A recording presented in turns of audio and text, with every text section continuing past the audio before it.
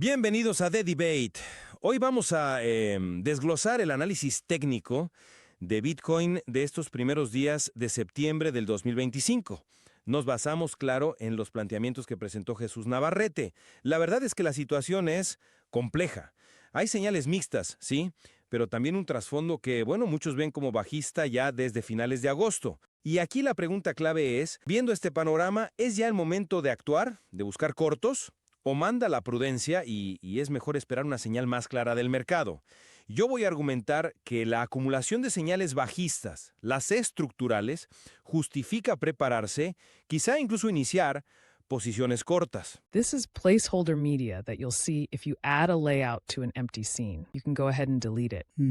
Y yo, por mi parte, voy a plantear la perspectiva, digamos, más cautelosa. Reconozco perfectamente esas señales bajistas de mediano plazo que se identifican en el análisis, claro que sí, pero creo que las contradicciones que vemos a corto plazo y, sobre todo, la gestión del riesgo nos aconsejan esperar un poco más.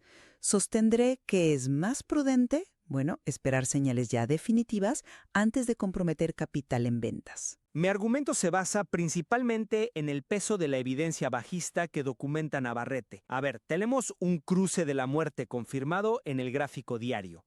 La EMA 20 cruzando por debajo de la EMA 50. Una señal clásica que a menudo precede caídas importantes. Además, se activó lo que Navarrete llama la alerta don divino. Este es un indicador propio, que salta cuando la autocorrección relevante de un mes cierra por debajo de la del mes anterior. Y eso pasó. Agosto cerró por debajo de julio, señalando debilidad estructural. Si a eso le sumas que septiembre abrió bastante por debajo de agosto y que el precio ahora mismo cotiza por debajo de resistencias clave, las autocorrecciones previas cerca de 114.175 y 116.602, pues la cosa pinta bajista. La vela verde del 2 de septiembre, sí, cerró en positivo, pero no me convence mucho. Su máximo, mínimo y apertura son inferiores a los de agosto. De seguir la tendencia estructural hacia abajo, hacia la EMA 200 diaria. Como dice el análisis, la estructura manda, ¿no? Entiendo perfectamente esos puntos y la lógica estructural bajista que presentas. No la niego. Sin embargo, hay elementos en el corto plazo que, no podemos simplemente barrer debajo de la alfombra. Tuvimos un cierre diario positivo hace poco y esa misma vela del 2 de septiembre, sí, con los matices que comenta sobre máximos y mínimos. Pero oye, cerró por encima del cierre de agosto y eso, en mi opinión, exige un poco de cautela. Además, indicadores como el Parabolic SAR, que sí, el propio análisis reconoce que son débiles, pero daban una señal incipiente de un posible rebote. Entonces, entrar en corto ahora mismo, así, contra esta pequeña fuerza alcista, pues implica un riesgo que no es menor, ¿eh? El análisis incluso menciona la posibilidad de que te barran hasta la EMA 9 allá por los $103,000 y no descarta un movimiento lateral.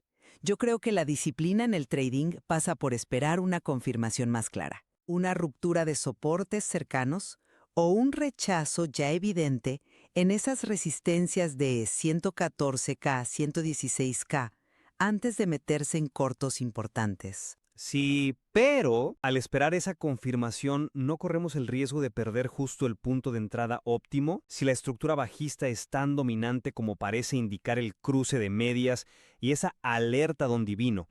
Enfocarse demasiado en una vela diaria o en señales débiles como el SAR podría ser contraproducente al final. El análisis sugiere que podríamos estar cerca de un último máximo antes de una caída más seria hacia la EMA 200. ¿No deberíamos entonces actuar sobre esa probabilidad estructural, en lugar de esperar una señal perfecta que quizá llegue tarde? Es el eterno dilema, ¿verdad?, entre la estructura y el timing. Yo no digo que ignoremos la estructura, para nada. Lo que digo es que hay que respetar la acción del precio inmediata para gestionar el riesgo.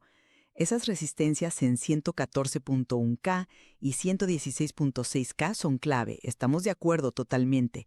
Pero ojo, que el precio esté por debajo no significa que vaya a caer en picado mañana. Podría perfectamente intentar un retesteo, consolidar por aquí un tiempo. Entrar ahora es apostar a que la estructura se va a imponer ya, inmediatamente, y asumes el riesgo de un rebote que te saque del mercado con pérdidas. ¿Por qué no esperar a que el propio mercado nos dé la señal definitiva, ya sea rompiendo un soporte clave o fallando claramente en esas resistencias?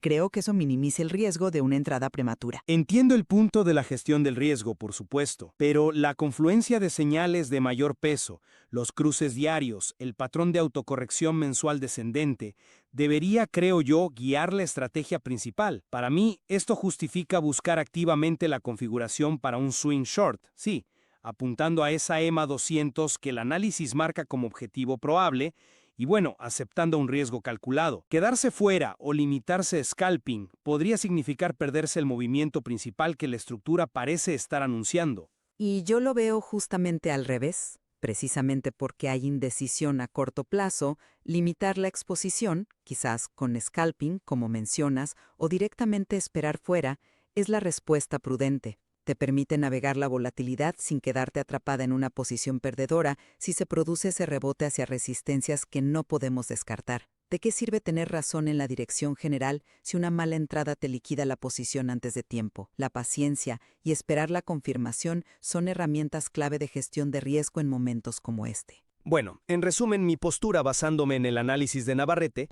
es que la estructura técnica dominante es bajista.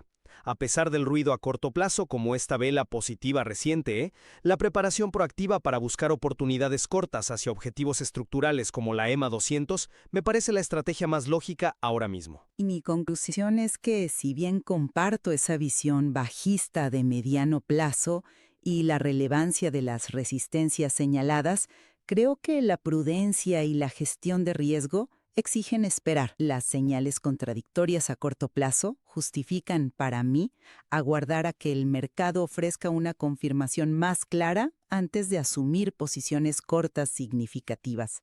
Así evitamos entradas prematuras que pueden ser, bastante costosas. Queda claro que interpretar el momento actual del mercado es complejo, sí, incluso con un análisis técnico tan detallado como el que hemos estado discutiendo. Exacto. Y este intercambio creo que demuestra el valor de considerar las señales desde distintas perspectivas, ¿no? El análisis técnico nos da un mapa, pero decidir el momento exacto para actuar, ese sigue siendo el gran desafío.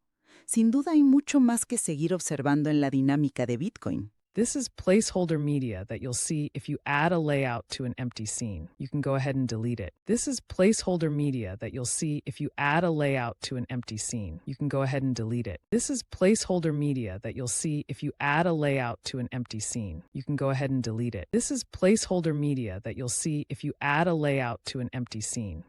You can go ahead and delete it. This is placeholder media that you'll see if you add a layout to an empty scene. You can go ahead and delete it.